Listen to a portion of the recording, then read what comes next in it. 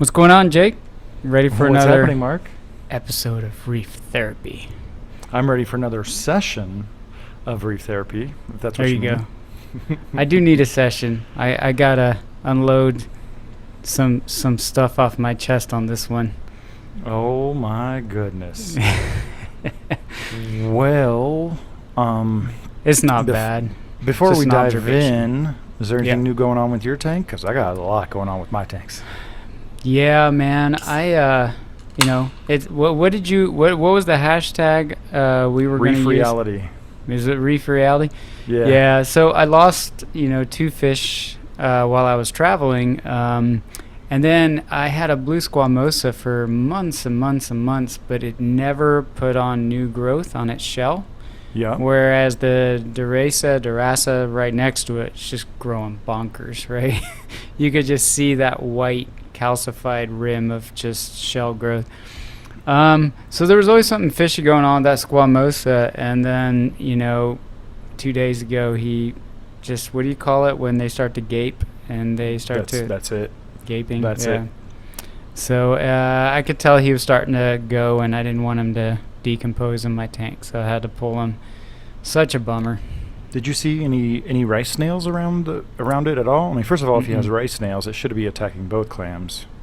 Yeah, no, I mean, I do have little baby trochids, trocus No, these are snails. like- yeah, these are but like they're not little the tiny little grains of rice. spirally. Yeah. Yeah. Just like Um, little sharp grains of rice. You'll see them around the mantle, and especially on the underside. I did see when I pulled him, there was a predatory whelk on him, but I had not seen him on there before. So I, as much as they are not good to have in a tank, I assume he was coming in for he knew that, the thing was on death's door. And he The was coming in. finishing blow. Yeah, there you go. I've had some challenges with clams over the last couple of years, and all the clams I currently have are all cultured. I had a round of mortality, including my precious devil clam. I That's actually a bummer. purchased that clam trying to prepare myself that, like, for sure, I was convinced I wasn't going to be able to keep it alive. Yeah. But I had to roll the dice one time. But then I got a teardrop along with it, and it went to a clam. I try to quarantine clams, and by quarantine, I mean just like isolate, just to watch and make sure they're good.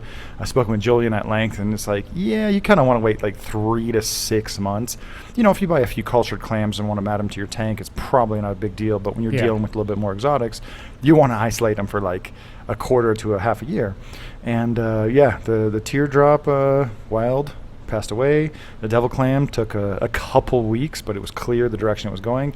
Meanwhile, the 3 blue squamosas in the tank with them never skipped a beat. Moroccan. Like, what the hell? Yeah. What the heck? And that is the frustration with clams, and I think that's one of the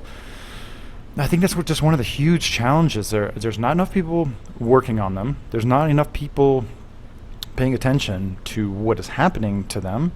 And so when you have a loss like you have, and I'm assuming you probably have an ORA Durasa, and then your blue squamosa is certainly captive bred because they're not harvested from the wild.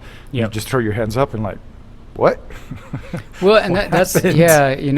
the why is always the curious thing, because like we're talking.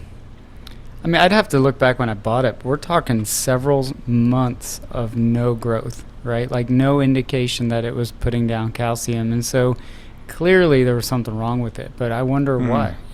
I photo acclimated it somewhat, right? But it's a clam. I feel like they are pretty good at self photo. They're so light hungry, man. I've seen yeah. people put Gigas clams on a 24-hour light cycle, Yeah. like in an actual refugium or algae scrubber, and just kind of leave them down there.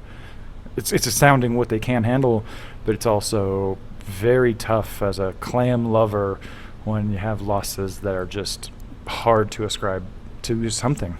Yeah, I feel like, because people go crazy on SPS about lighting, but I feel like clams and gigantea anemones like blow SPS out of the water. Like they'll love like 2,000 par, Yeah, just So- about 3 feet under the water, just blast them practically with laser beams. Yep. But yeah, that was a bummer. Speaking of Reef Reality, sometimes, man, I'm just like, why do I buy new corals? Because every new coral or every new fish is just like, it's a roller coaster. Best case scenario, you plop it in the tank and you never have to deal with anything. But if you have, a substantial collection like I have in one of my systems where everything's connected, adding one coral can lead to a lot of challenges. And I'm in the middle. I'm not sure where I'm at right now on the stage, but I have experienced a few Euphilia losses Yeah. and Galaxia losses. Ooh. But not whole colonies. It's like single polyps, and they're not getting brown jelly. They're not whiting out. It's like over a period of like 2 or 3 days, the polyp just kind of closes in and slowly separates from the skeleton and just blows away. Like you've seen this happen slowly, maybe in like elegance corals, maybe some cinerinas, maybe some Trachyphilias, and just not happy with it. But I had been kind of planning to. All right, so I have over 1,000 corals, and so when you have this many corals, there's always something happening, right? There's always something stressing out. When you have a regular reef tank, you might have, I don't know, 20 corals, 30, 50 corals, and you're not adding to the collection that often. You're not getting corals of all different types from all different people from all over the world. And so when you just have 1 or 2 display tanks and you experience a loss maybe once or twice a year, it's easy to just kind of be like, oh, well, that sucks. I don't know what happened, but that's what happens. But when I'm trying to build the living catalog of all coral species, and more recently, I've decided that I'm not okay. I am not okay with not knowing. Yeah. So all at once, I had ordered like a bunch of Reef primer from Polyp Lab. I had a couple different strange or like exotic antibiotics, and I got a dissecting scope at the same time. Nice. So when I noticed that this disease, it's somewhere between a disease and a parasite, because there's no jelly, right? There's no funk. But when I saw the polyps were just straight coming off, I'm like, oh my God, I got to do something. So I pulled out a large orange frog spawn and one of my gold galaxias. It's so isolated. And I gave him some strong Reef primer baths.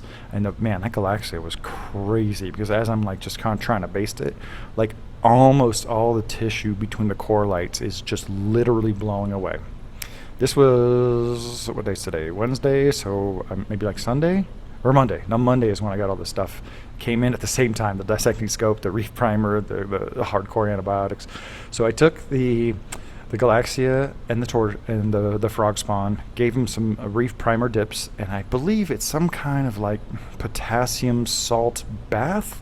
They're supposed to like burn away everything. It's supposed to burn away the eggs of aqua-eating flatworms, of nudibranch, of all kinds of stuff. But anyway, so I'm putting it in there basically as the cauterizing agent, right? Just let's burn off chemically whatever's happening in there. At the same time, I took a couple samples and just put them under the microscope. So I got this really cheap microscope from Amazon. It was about $90 with a built-in LCD, and it takes pictures and video. Oh wow, that's actually a good deal.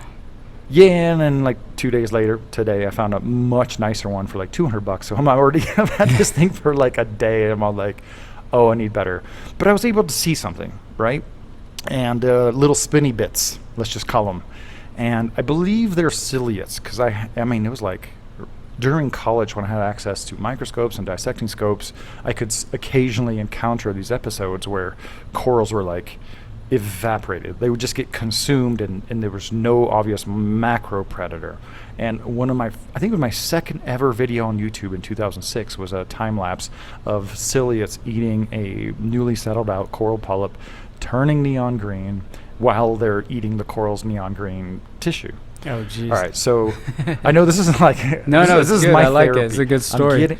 I'm getting it all out. So I'm really motivated to stop throwing my hands up in the air and trying to drill down. I mean, this is like the first time in 15 years I'm really leveraging my marine science degree. Like every gear is turning at the same time. Not just the biology gear, not just the lighting gear, not just the chemistry gear, but like everything all at once.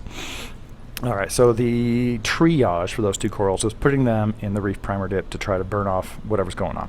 Then I put them in a 10-gallon tank with an exotic new treatment. It's not that exotic, but a couple well-known folks in the industry are doing some research with this. That's why I can't tell you exactly what it is. So they went from the burning salts bath to this other antibiotic, and so they've been there for 3 days. I'm telling you, like, if I hadn't done anything, for sure those two corals would be skeletons by now. They are not skeletons. They are not looking awesome. They're not looking terrible, but they're not, like, the disease is not progressing. So hopefully the 1-2 punch of, like, the cauterizing with the reef primer killed off the initial parasite, and then the antibiotic is preventing secondary problems. Now, I also isolated my Euphilia dominant aquarium from the entire system, put on a large power filter in there, just to get some, like, surface agitation and turnover. Yeah. Added an air stone, and I chemi-cleaned it. Because we know the chemi-clean is some form of antibiotic. That's the only way it could really, eradicate red slime algae. Mm-hmm. But it's part of our larger system, so I have no misconception that I have eradicated it from the system, right? So right now the Euphilia tank is still isolated from the tank, so it still has its power heads. Yeah, I was going to It's say, got because an when air you stone. hook it back up, are those potential vectors going to come back in, right? Here's my working theory. I believe that it's a ciliate, and I believe it's probably in most systems, unless you've really gone a great length to sterilize it. And something about just current conditions or a new coral I'd added just tipped the scales a little bit. Just Yeah. a little bit. And right now I'm still, like, kind of brainstorming. I'm like, all right, how can I isolate every LPS type coral, because it's only affecting the Euphilias and the Galaxia, which are closely related to Euphilia. And it was affecting the torch corals first. I actually paid dearly because there's this hybrid torch spawn that was like lemon, lime, orange, green that I've been growing for a sliver for 6 years. It's gone. It's gone. It's gone.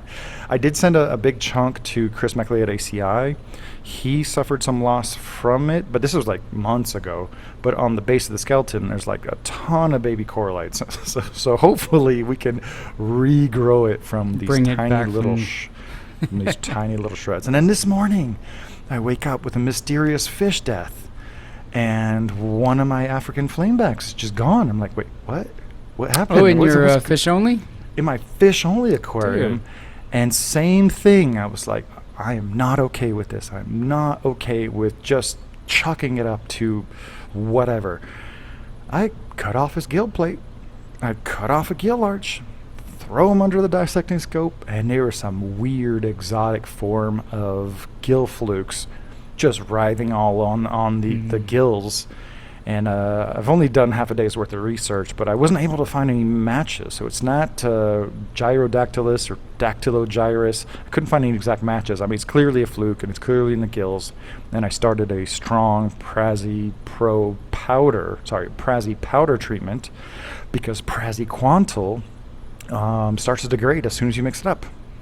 Right? Yeah, the other thing about the liquid Prazi Pro stuff is the thing that the liquid suspension they use, I just learned this recently, acts like a carbon dose, and people have seen it starve the quarantine tank of oxygen.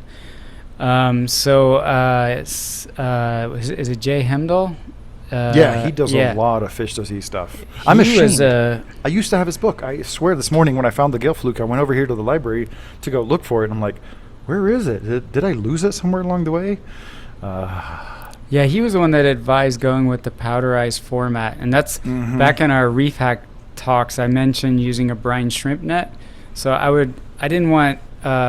wanted it to fully dissolve and not get, mixed in with fish and stuff. So I would literally just kind of dangle that net, and I'd put the powder in it and put it in like a high flow area so it would have a chance to dissolve through that like mesh. And there's something Cure. It's one of the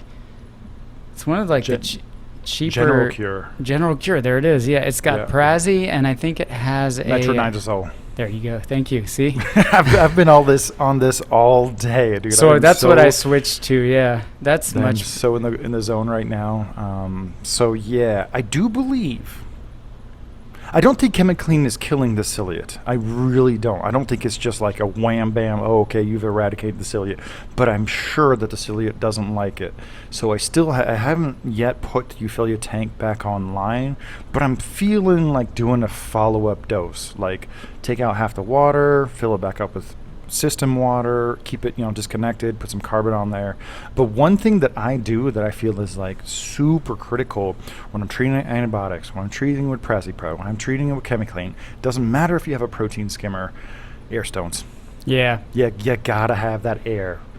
You think that all that air that's going into your protein skimmer is plenty of gas exchange. But first of all, you're supposed to turn that off for a lot of these treatments.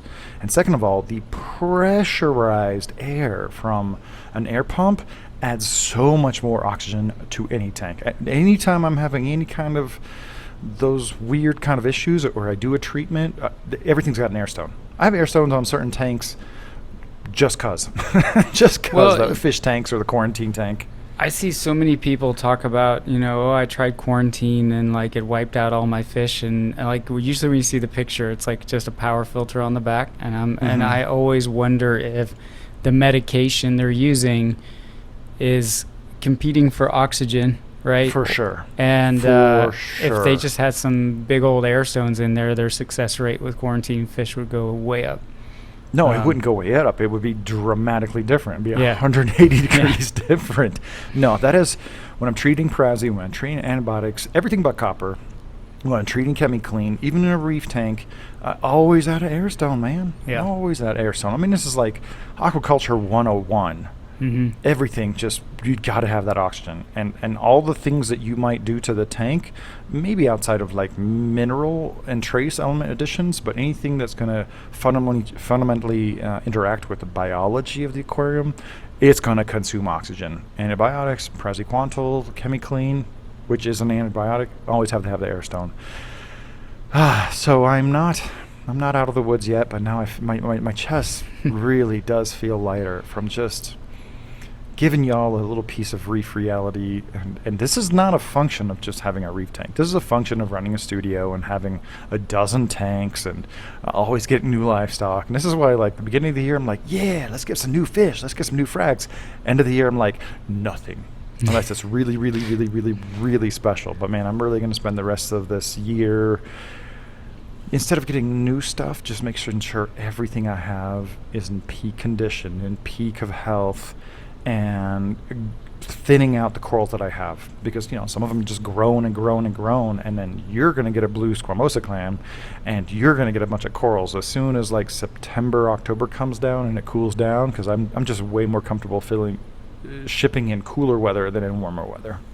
I appreciate that, and hopefully hopefully I'm not cursed with blue squammies. I went that route because I've always felt maximas are hard to keep. I've tried Croceas a few times, and it's interesting. Like when I had a Regal Angel, he would devour Croceas, but would leave like squammies and races alone. So I didn't quite. He had a taste, but no. To your point though, my wife has made that observation with me so many times, and I think I'm like you, because you what know observation? Me. Well, so like whenever my tank hits like harmony and things are growing and all the fish get along great and everything's going well, and then I'm like, I'm going to go buy a new fish or a coral, and she's like, why? Why are you rolling the dice? Why are you upsetting the harmony? Like just be happy. And so she always gets annoyed, right, when I go buy a fish, but she kind of has a point, because my tank, when I don't add anything for a long time, it hits harmony, right? I don't have issues and mysterious things popping up. But when you start to throw new things into the equation, everything changes. The dynamics in your fish behavior change when you add that other fish, right? Everybody gets upset. And God knows the last two ick issues I had were not related to a fish addition, but to an invert addition, right? Yeah, so we talked about that. She's got a point, man. Maybe this is kind of why you should not be cycling your tank over 6 months. You should put everything in within 10 minutes Right. and then let it Just- coast and let and let everything just work itself out. Survival of the fittest. 3 Yep. months later, you're going to come around and be like, okay, everything's cool now. No, do not set up a reef tank in 10 minutes. But yeah, if you're taking like the trickle approach to adding invertebrates, adding fish, adding corals, every introduction is an opportunity to upset the balance or the harmony, as Nicole says. Yep. Yeah. Well, I hope things stabilize for you, man. That's frustrating, but I like your approach of, one, getting more prophylactic about it, and two, having like the information, right, the actionable insight from that microscope. That's pretty The cool. frustrating part, bro, is that I have been a prophylactic about it. I've had systems that were set up to receive corals first, and you just get like the fish system, though. I hit that with levamisole a few times. That should have wiped a bunch of True, stuff out. But yeah. I guess I'm just have to get a little bit more aggressive with just I need to identify these types of gill flukes, and then just go on a like 2-month bender where every 5 to 6 days, Prazzi powder, Prazzi powder, Prazzi powder, Prazzi powder. And then with the coral systems, I'm over it. I'm done. I'm done. I'm for sure, like certain kinds of corals do not get pests or parasites. But anything that does, for sure, is going to go into an isolated system. So that's why I need to clear out my first coral flat and get more corals out of there. That's where all the overflow corals are in, and that can kind of function as a pre-quarantine or an isolation thingy. Yeah, I need to clean out my coral quarantine tank. That Malu anemone has taken over like half of it, so I need to rehome My that stupid guy. Malu in the nano tank has decided to start doing laps. I think he took down. I think he took down some rocks. That Yeah. rockscape that had the all the sun polyps on it with an orange branching frog spawn on top. I think he's been moving around. He's been doing laps. He just needs to come out. Like the clownfish don't care about him. He's just a liability at this point. A great looking liability. He's not red. He's not pink. He's just like that reddish dark, not darkish red. He looks He's exactly reddish like dark. mine. Yeah. But yeah, he needs to come out of there. I'm pretty sure he's the one who pulled down the rock work, probably just like by burrowing his foot in the sand and just kind of dislodging things. So I just want to make some nice reef aquarium videos, and actually I had some huge upgrades this past weekend. What would you do? You might be impressed. I installed a 10 gig network here at the studio. Oh, wow. I have a gig internet to the studio, fiber, a gig up and a gig down. You know how hard it would be to find that? It would be so hard to find that. Just landing in this spot, discovering that I had 100 up and down for $65 was amazing. It was just like mind-blowing. And then, I don't know, about a year after I'm here, they dropped that tier down to $45. And like, okay, for $65, you can get 948 megabits up and down. Like, what? That's gonna be good for especially your case where you're uploading content, right? And you're waiting for those uploads. And Here's the use case scenario. I don't ever have to settle for the quality of the video after if it's uploaded. We do a lot of work to ensure that the videos are super quality, but sometimes I might not watch them on my computer. Sometimes I'm watching them on YouTube, and then I'll catch a mistake. It's a finger snap to re-export it and re-upload it, and and fix that mistake. It Nice. just Yeah. streamlines everything. But we set up a new workstation for Evan. And he knows the basics of editing with iMovie, but over here we're up in our game both on audio capture, on video editing, on color correction, and just really trying to bring things new to life. I feel like I'm spending just as much time gearing up to make videos as making videos. It's crazy, man. It's crazy.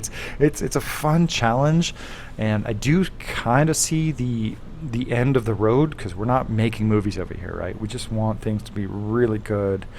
And oh my God, Mark, talking to you about all this makes me feel so much better.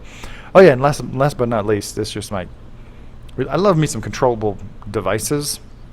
but I'm going to have to start declining prototypes because there's a lot of benefits to some of this controllable products, and I just don't understand how my $5 wireless controllable Wi-Fi Miros plugs for $5, it takes less than a breath to pull them out of the package, plug them in, connect them to the network, and program them to do something.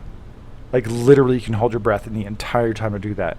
And other aquarium devices, like sometimes I go into it knowing like the control settings are going to be a little janky, and other times I have higher expectations. But if a company has been doing some kind of controllable network daily for their devices for 5 years and they haven't upgraded it, it already sucks.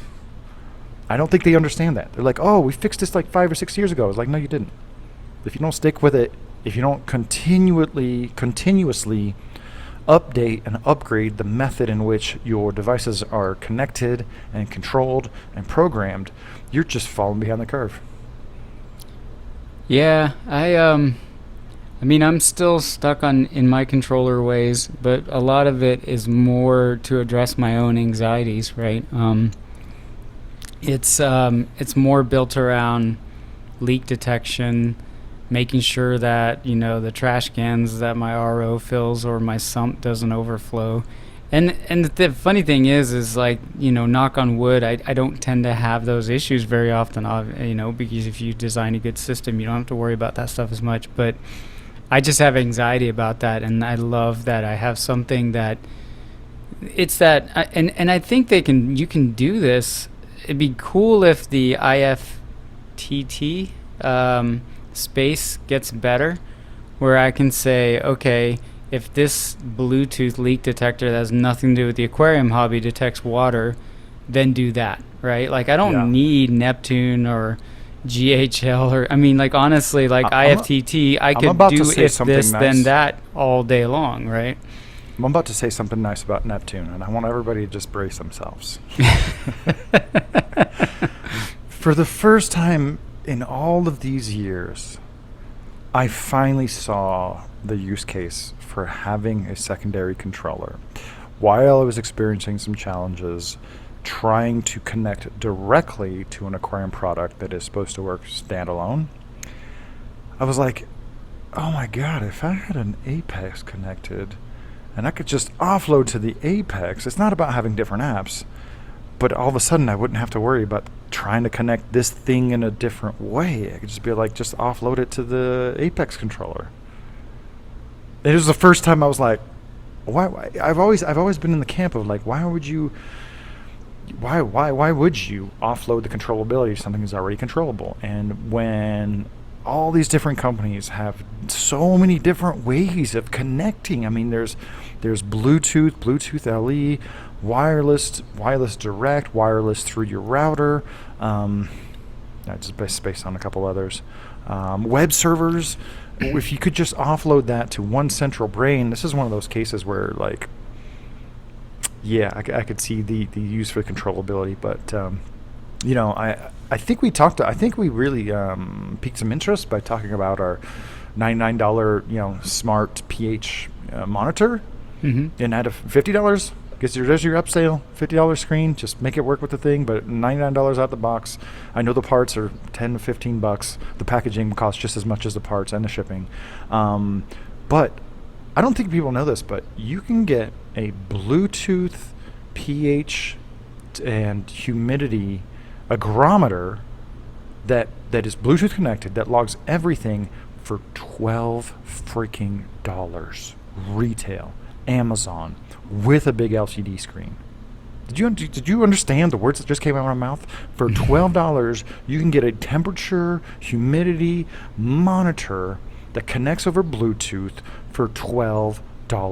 The batteries last half a year. Like, I'm not asking for a pH controller or a pH monitor for $12. I'm just saying we have different needs and different expectations for the aquarium hobby. So for $100 plus the R&D to give us a nice swanky, you know, user interface and make sure that it's really, really solid, $99 leaves a lot of room on the table between the $12 Bluetooth hygrometer and the $100 pH monitor. So there's that. Yeah, I mean, you remember the pinpoint monitors, right? If they would just Oh evolve yeah, they're still those around and to, they're same price as everything that they did yeah, 30 years ago. Yeah, if same they could exact just ones. modernize those, right? And I think somebody mentioned that on the Coral View side, the Hydros, you can I don't think $99, but you can get into monitoring mode pretty cheap. And I thought that I haven't really evaluated that product enough, just because I don't have a Hold that bazillion thought. tanks. You just start talking about something. And I'm gonna go grab a couple toys. All right. No, I'm watching. I need to watch the Hydros space closely, just because, one, I like the competition. I like some of the things that I have seen on the surface level, that they are doing. I just want to see, I need to learn more about it, because I can't offer any criticisms about it because I don't know enough about it. And if I had another tank running and I thought, oh, let me go test a new controller, great, but I don't. Everything's on my Apex, and it'd be a pain in the butt to switch that out. So just All to right, try something new. Let me show you two toys. All right. This is the Hana Halo pH probe.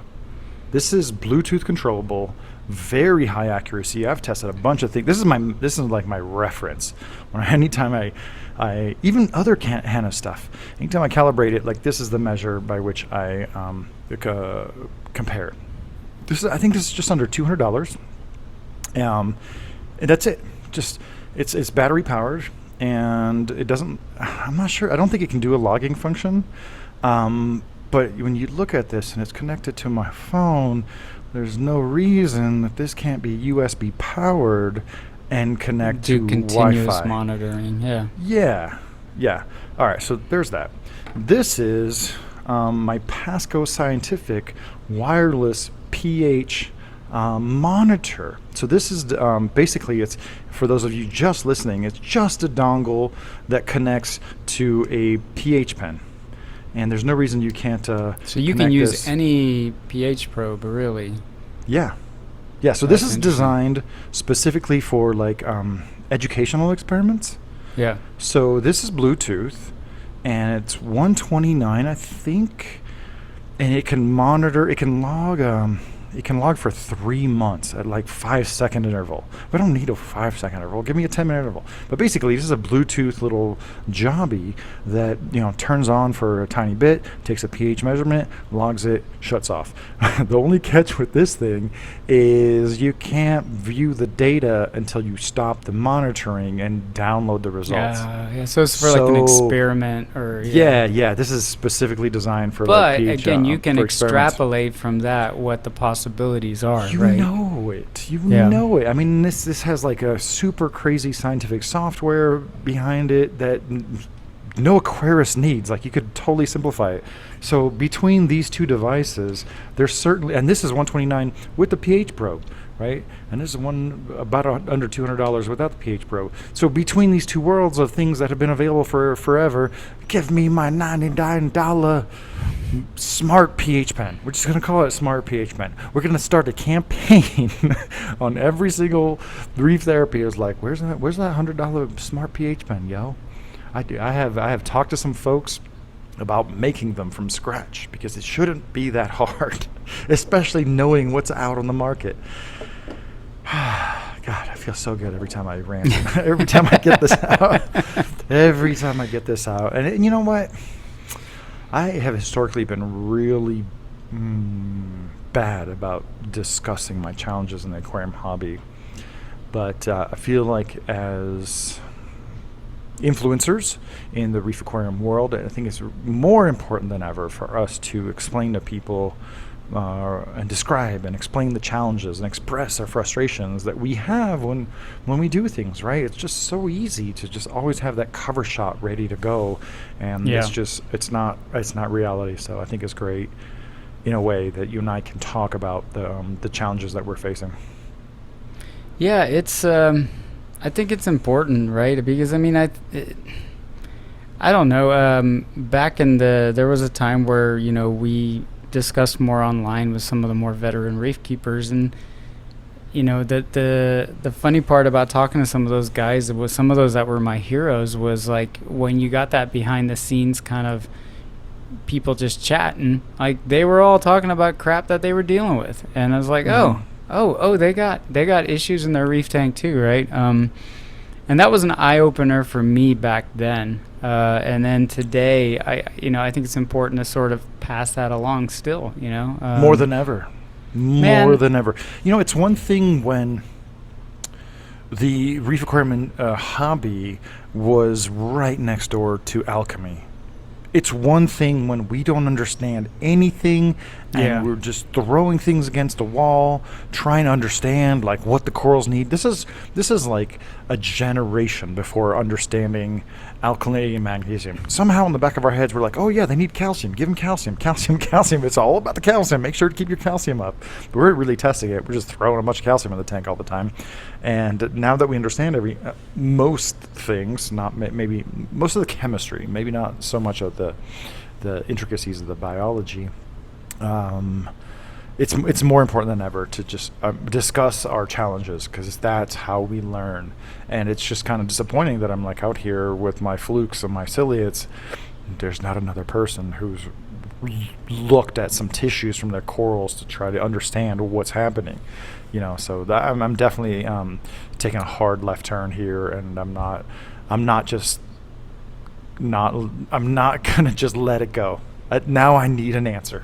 Something's got to give. For as long as you and I have been in this hobby, it's amazing that space hasn't mature. I don't want to use mature. Evolved further, right? Mm-hmm. Like, I don't know if we know more about mysterious fish diseases and parasites today than we did 10 years ago. There's not a lot of. I think treatment methods have evolved and improved, but for quarantine, but there's just still not, at least in the hobby, maybe in the public aquarium space it's a different story, but there's just not a lot of information out there, right? I mean, like people refer to flukes as flukes, right? That's just like saying crustaceans or bacteria. It's just such a huge wide world. You know what? I'll be the first to admit that for 20 years, I was just turned off by the idea of researching fish diseases. Coral disease they're just names that describe what's happening to the coral. There's not any like concrete descriptors of what's happening to the coral, what is consuming the coral, what is causing the problem. There's a lot of speculation, but then follow-up treatments. It's only really in the last couple of years where really large companies that handle a lot of coral, some of them really precious, like worldwide corals, like ACI, like eye-catching corals, that they're starting to have the resources and the wherewithal to be like, okay, we can't just let this happen anymore. We have to put some of these, ailing corals off to the side and just try a little bit of treatment at them and just see what happens. And like I said, I have no illusions that the ChemiClean is going to eradicate what I believe to be a ciliate in my Euphilia-dominated display, but I'm pretty sure the ciliates also don't like it. I'm pretty sure it's going to buy me a little bit of time. Okay. 1, 2, 3, 3, 2, 1. What the heck is bothering me? All right, I got my therapy out. So now let's come to the meat and potatoes, and you're going to take the lead on this. I think we did good because we did a little bit of reef aquarium related discussions, and I think we're at the 30-minute mark. Because this is going to be famous last words. I'll regret saying this, but I don't think this vent I'm about to make warrants a whole other 30 minutes, but we'll see. But it's I think it does. You think it does? All right. I think it just needs to be put out there. Okay. And I'm going to start with the disclaimer that I am not against people making money, right? I'm not against people running a successful business. I just find these things highly annoying, and that thing I find highly annoying is what is up with all these live sales? Like these auctions, these live sales, and hey, this Saturday, ignore your whole family and hit refresh for 8 hours as we 16 load. Hours. 16 hours, okay. 24 hours. As we load corals by piecemeal with discounts, and you don't want to miss out. FOMO. Oh, man. And then you go to their website, and you're like, man, I don't care about the sale. I just want to buy some corals at a reasonable price. And it's like, out of stock, out of stock, out of stock, out of stock. I'm like, but it's on your live sale. You got it on your live sale. You don't have frags like at the regular price, like the day after or the day before. Anyway, so my question is why...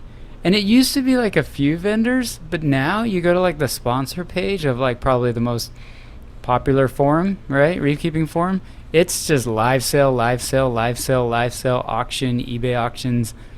What's going on with that stuff? I don't get it. I don't have time for that. I'm not the one to ask. I really am not. Like, I think once or twice, just out of curiosity, Sure. I'm like, you know what? Let me follow I need this another train. beer for this. Let me follow this train and see what station it ends up at.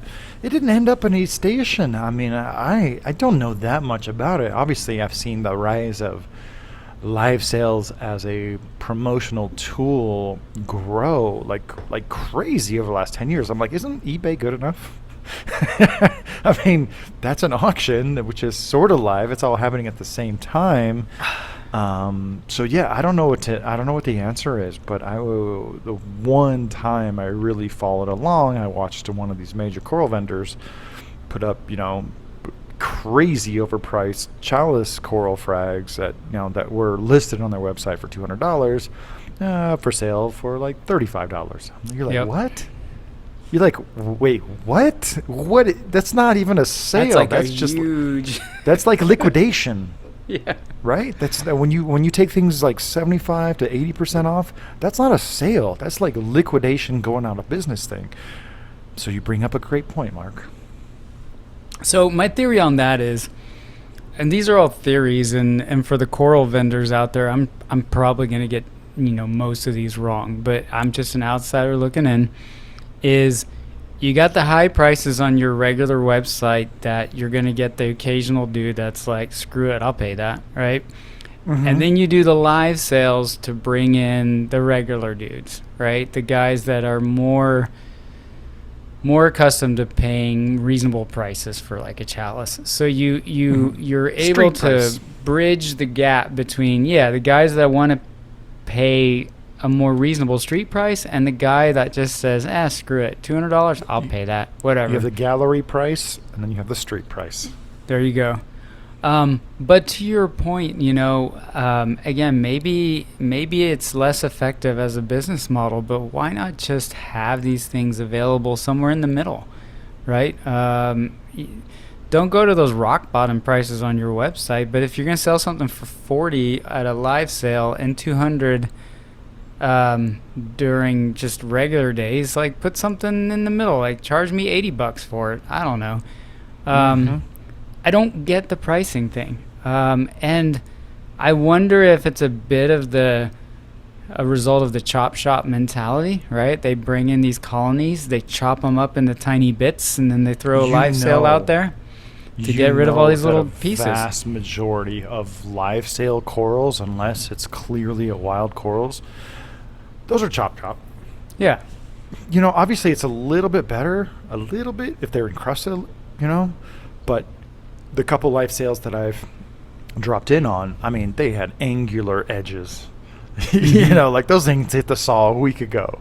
Yeah. And again, that's a super catch-22, but carry on. I'm enjoying your event. All right. Because I got mine out. I already touched upon availability. I am a guy that's like, hey, these are the 5 corals I want to order. And I'm sure some of our listeners can relate to this frustration where you can't find a single vendor that offers all 5 corals. And you're like, well, damn it. Now I got to order from this guy and pay shipping. Or maybe I can get maybe if I throw in a bunch of corals I don't want, I can get to $250 and then I don't pay shipping. And the trap it's a is trap. that free shipping. It's just like, I want a coral for $180. I'm just throwing out a random number. Minimum order is, or free shipping is at $250, and fish shipping is gonna be like 45 to $50, or maybe just $40. I'm like, oh, I don't want to pay for shipping. Let me just grab a couple more junky frags of just some Leptastria, some Cyphastria, some random sticks or whatever. And yeah, I'm not. You got a lot of room, but you also have a lot of corals. But I don't, right? I don't have room for corals that I don't want, right? And then the other side of it is, okay, so everything's out of stock on your website, but then you have a live sale and you got all these corals, right? If I just hit refresh, 50 bazillion times on a Saturday, I don't get that part either. It confuses me. Like, why is the website just a front, right? Like for the auction? It annoys me, right? Like it's Tuesday. I missed out on the live sale. Okay, but you don't have any corals on your site. Yeah, that's that the other me. thing. I see, websites that are being promoted online, promoted in social media, and I'm like, oh, cool. Here's this company I've never seen, and I go and I go into their website, and there's virtually nothing on there. Yeah, and I'm like, why are you paying to sponsor, to advertise your website, but you have nothing for sale? That's the bigger mystery. I found one site, and they didn't have any corals. All they had was a click here for the current live auction, or click here for future live auctions. That was the only thing on their website. And I'm like, I don't understand. I guess if that's your sole business model, nothing against that. That's like, you're like, hey, I'm not even going to mess with selling corals on a website. I'm just going to do auctions and post pictures on a Reef forum, and you click on the picture and you buy it, and then you buy your little shipping module.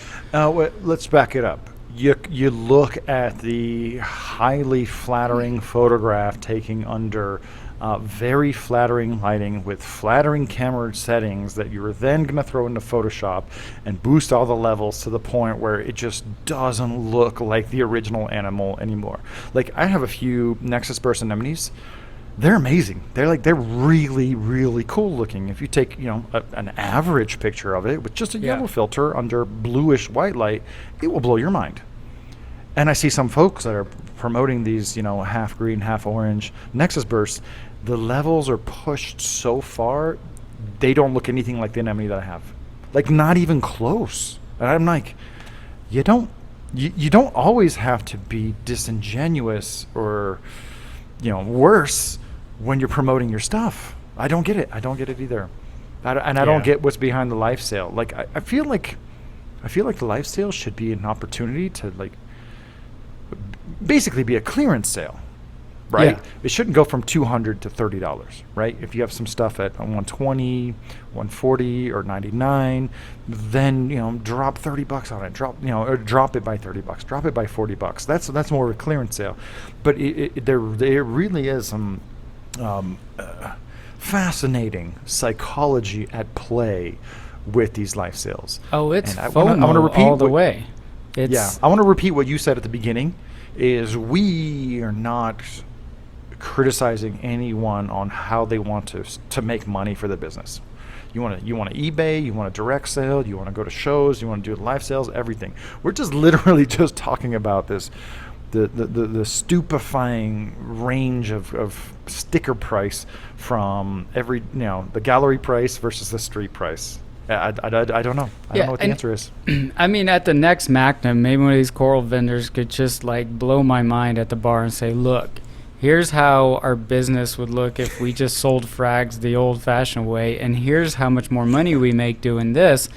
And I'd be like, man, that makes sense. But as a consumer, that's not interested in spending my weekend hitting refresh. It's highly annoying, right? Yeah, and you know what? And maybe it's a little get off my lawn, right? Because I'm not used to it.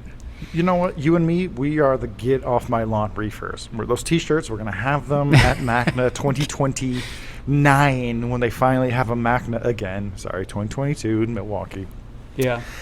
We are the get off my lawn reefers. But I don't like the gamification of the forum thread either, right? It's like, all right, you want to post up some stories, post up some pictures of the corals that are for sale. Fine. You know what I wasn't prepared for is a guessing game.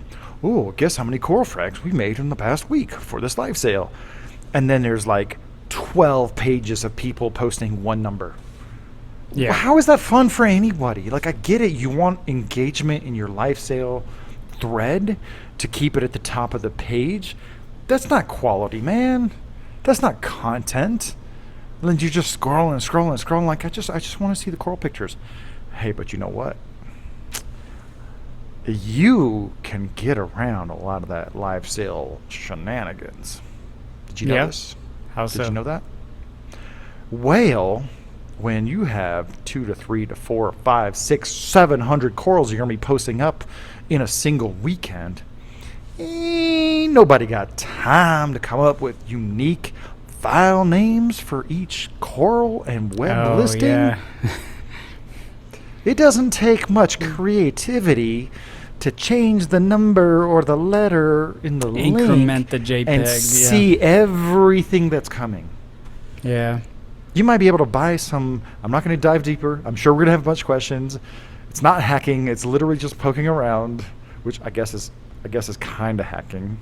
But not, you don't have to poke around that hard. Just be like, oh, this is everything they're going to post up on a live sale for this whole weekend, and I can look at it right at the beginning.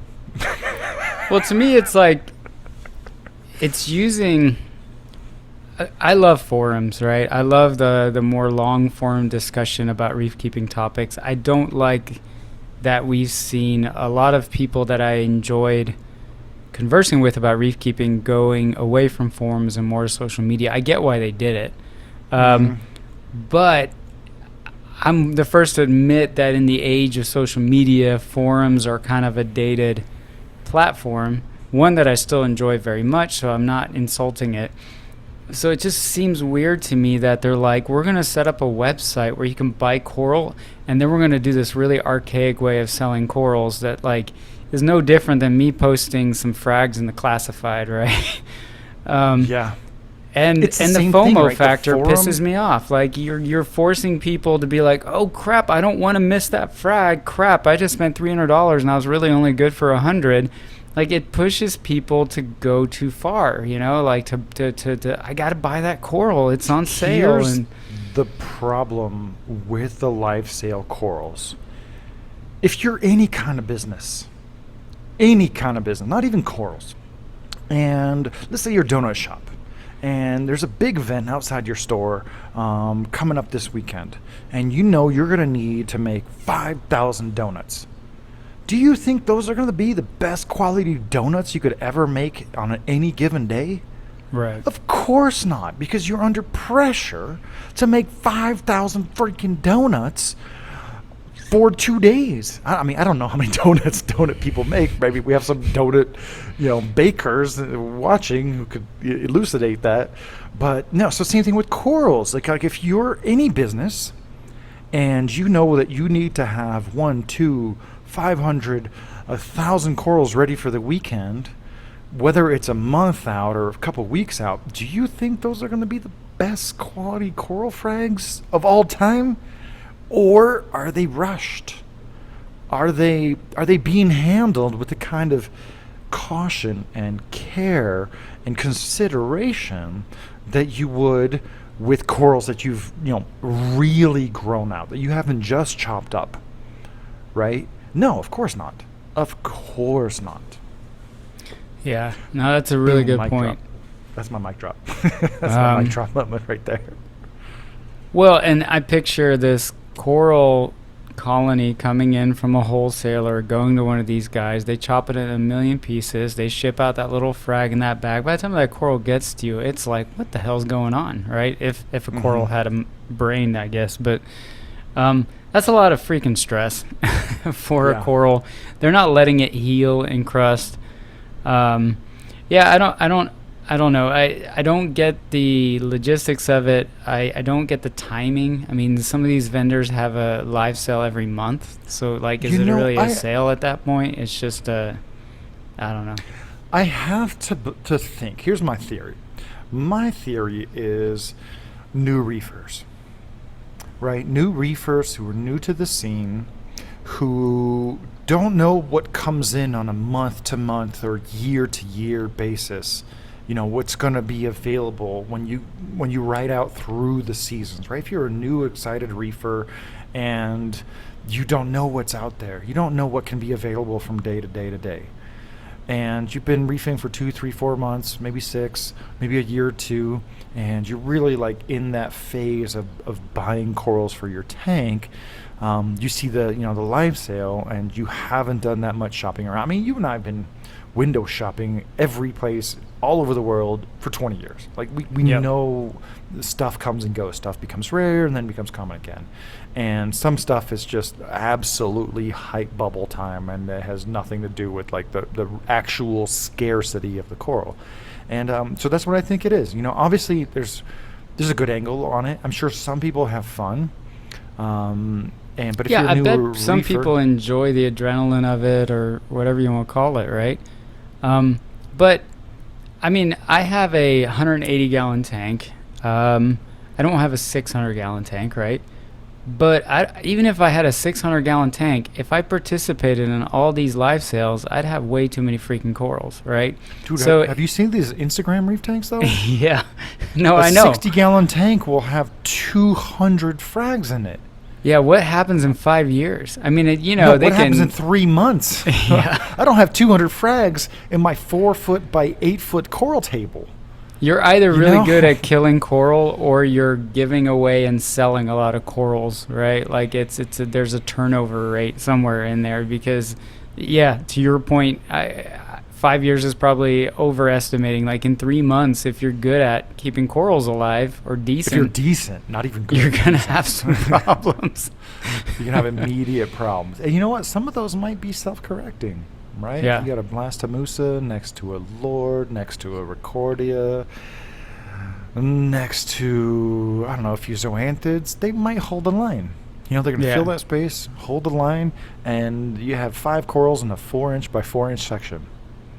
Well, You and that know? was my point. Is like I don't have a really big tank compared to today's standards, but like I don't have room. Like I'm already very selective about what I'm going to put in there. When I did the coral show a couple weeks ago, the Rocky Mountain Coral Show, I was talking. I love talking to service guys. They have Yeah. such a unique perspective on stuff, and they showed me this tank that had, Colorado Sunburst, Pikachu Acro, French Tickler Acro, just some really nice torches, and all the corals were spaced like 6 inches apart. And I'm like, man, that's a minimalist looking tank. Like each colony was solidly medium sized, like 4 to 6 inches in diameter. But everything was super spaced out.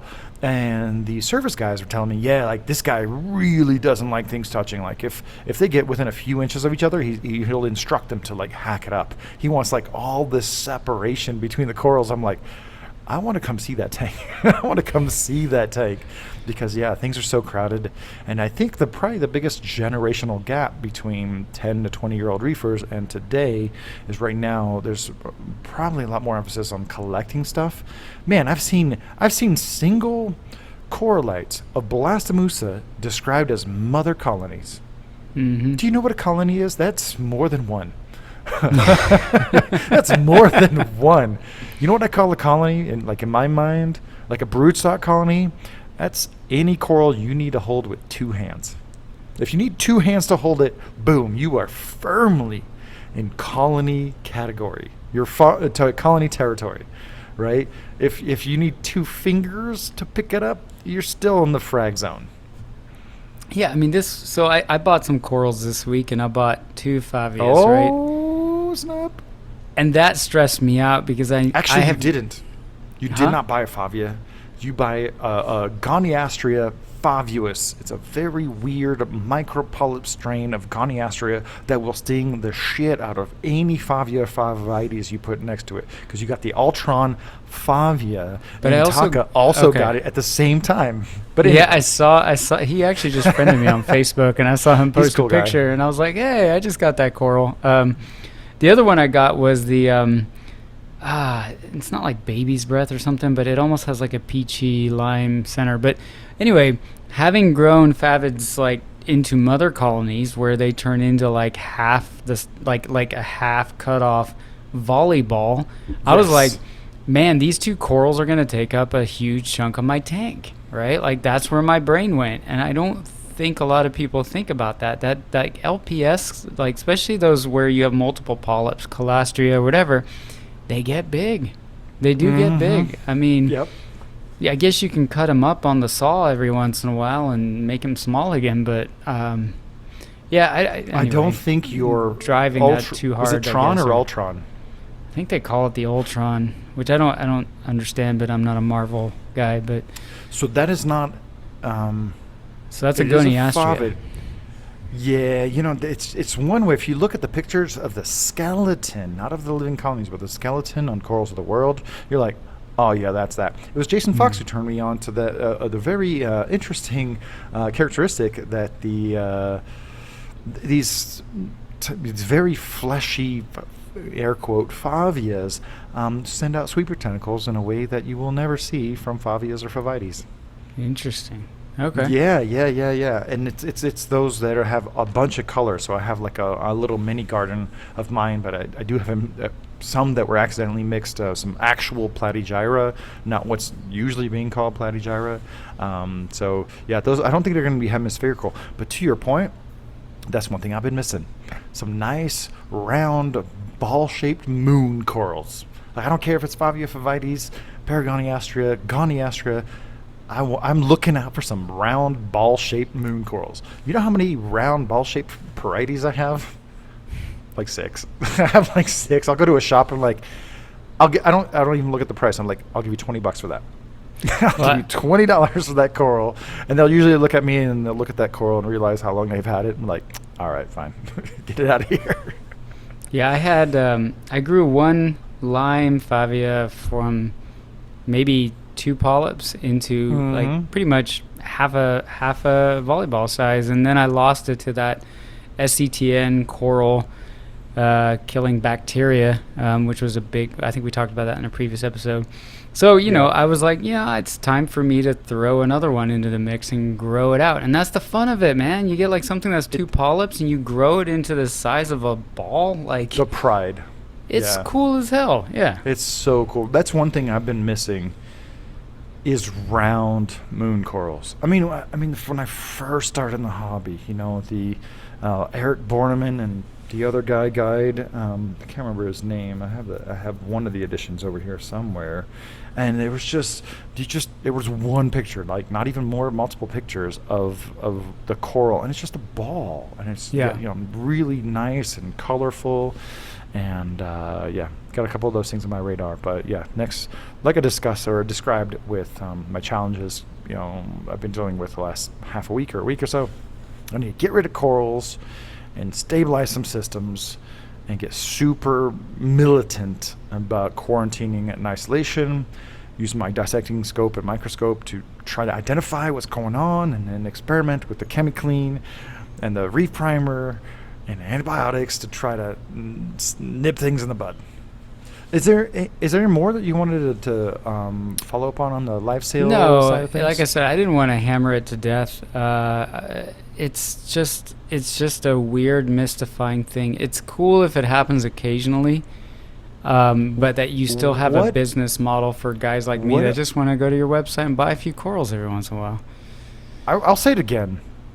I don't understand how I get all these ads for new and upcoming coral vendors that have jack shit on their site. I'm like, what? Why are you paying money to advertise a website where there's nothing for sale? Not even like pointing to live sales, not even pointing to eBay sales. And here's a question. What other industry of any kind has these live sales? I can't even think of an analog at all. None that I'm a part of. The model I did like, and it did stimulate some FOMO as well, was the live aquarium model, right? 6 o'clock Eastern time every day. 4 o'clock Mountain time. Your time. Yeah, you go hit live aquarium and see what drops in the diver's den, That's right? so nice, man. That is one thing that I don't think they realize how awesome that is. Every day we get a refresh. Yeah, And I've been something checking new it to for look like at. 15 years? Same. 15 years? And then when there's that fish you really want, and you're like, oh man, I got to check this out as quickly, because you know it's going in somebody else's cart, and that's where the FOMO comes in, right? But that's okay. That's better. Yeah. That's better. I actually want to give some props to Live Aquaria because I've been perusing their site for 15 years, and it's only like recently that I recognized that they stand alone in trying to properly identify their corals. They don't get everything right, but man, they're still trying. Yeah. The Micromusa, Lords are Micromusa lordhowensis. Australian Scolies are Homophilia australis. And they try to identify like the acros too. Like, I know Kevin is, he shaped that company and really created this machine that is still going. I'm actually really impressed with what's happening over there. I don't know how long it's been since he left. It's like earlier this year or something. But yeah, it's like you don't realize how refreshing it is to not have ultra mega hand-picked super ultra mega rare coral blah blah blah. Not even the right name. Fruity Pebbles, one of a kind showpiece gallery. You're like, what are you doing, man? What other industry does that? What other hobby does that? Doesn't make sense. Yeah, I know. Doesn't make any sense. I love that they have it broken down by mariculture, aquaculture, soft corals, wild soft corals, wild LPS. And that's just the diver's den. Forget about the fact that you can go to the other section and see availability for stuff coming from wholesalers, right? I don't even look at that, but definitely the diver's den. I mean, you're talking about what, like a few hundred pieces of Imagine inverts, the work that goes fish, into dropping that at 4 o'clock your time, 6 o'clock my time, every day. Every day. I mean, it's got to be 3 people, right?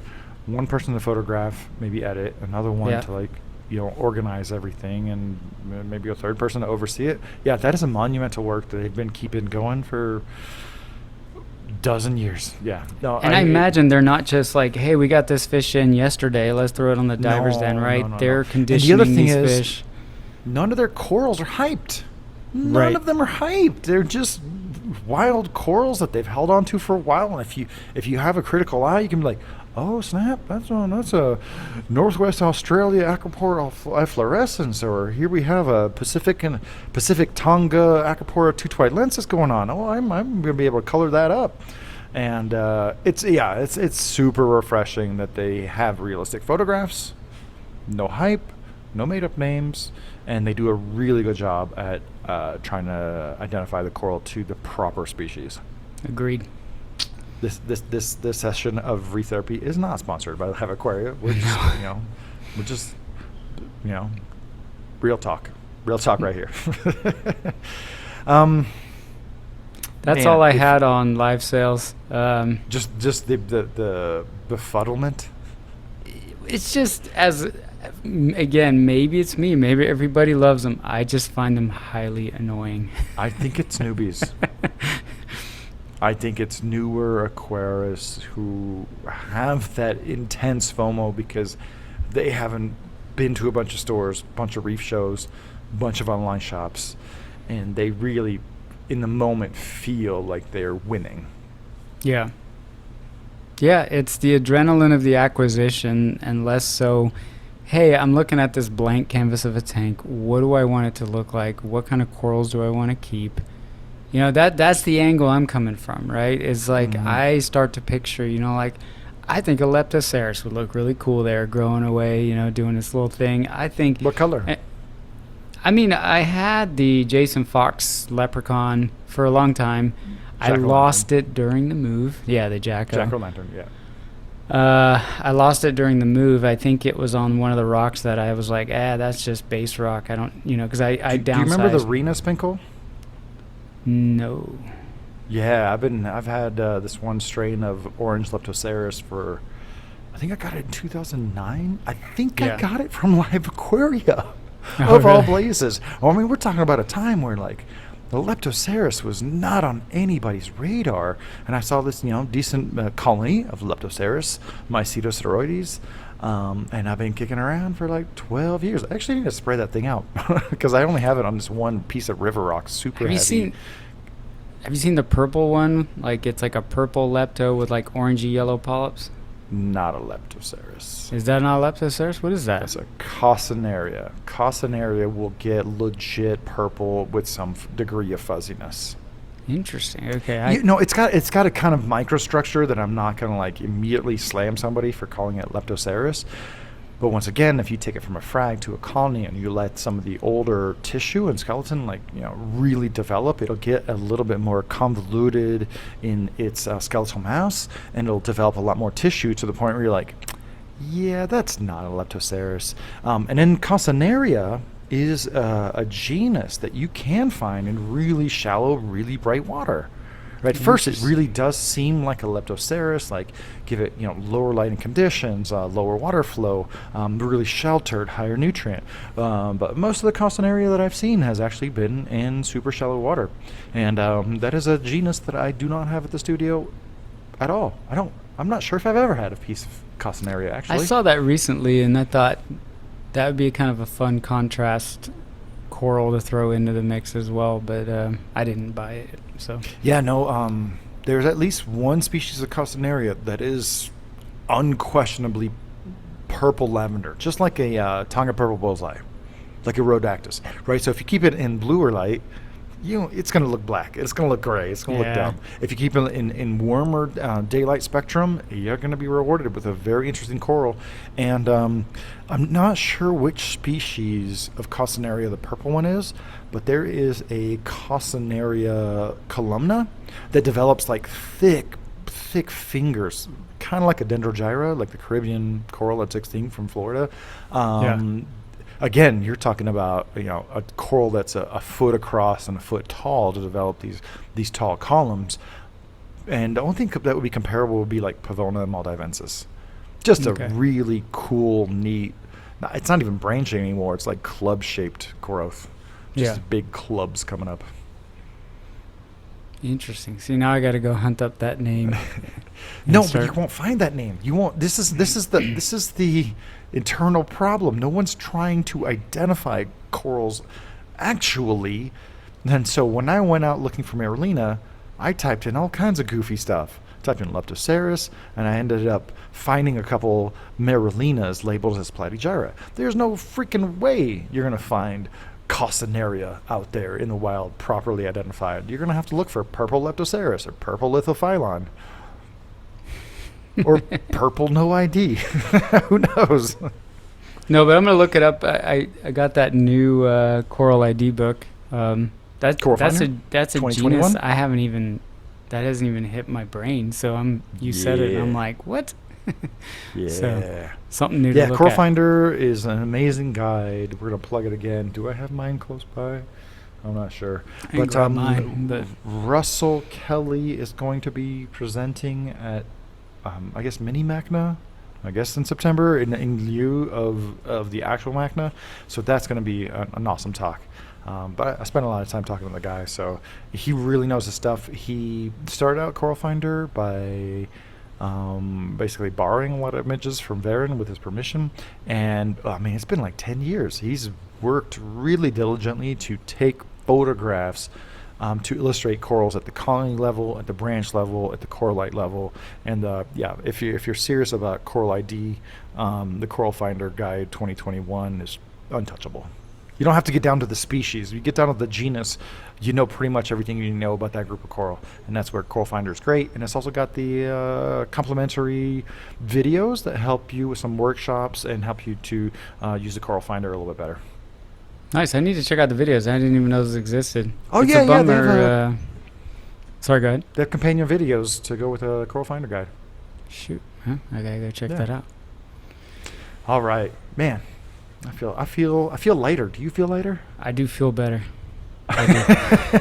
I don't know what's up with life sales, but if there's anyone watching on YouTube right now who has some insight or some feedback about what is up with the live sales. Like, I think we all can understand auctions, but with the live sale thing, if you're a buyer or if you're a seller, tell us, school us. Let us know in the comments. Or we sincerely want to understand this phenomenon that is live sales, that's dominating our social media advertising, and so on and so forth. So, pretty good session, Mark.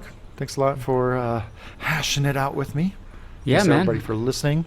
Make sure to subscribe on your favorite podcatcher. Make sure to review us on your favorite podcatcher and subscribe to the official Reef Therapy YouTube channel, because in a short amount of time, all the videos of the Reef Therapy sessions are only going to be on the Reef Therapy channel. Yeah, we don't want to lose any of you guys as we move things over. So Yeah, you know what? We're losing for a few months, and then they'll realize, hey, I haven't heard Reef Therapy in a while. Where do I find it? Reef Therapy YouTube. Tell your friends. All right, let's end on that note, and we'll Yeah. come around next week. That sound good? sounds good, man. I'm All right, sure. Mark, you I'm have a good sure I night. will need another session in about 7 I'm days. sure we will. We got 7 days to go, and plenty will happen in the meantime. All All right, right, Mark. man. I'll talk to you soon, buddy. Good to see you. All right, bye.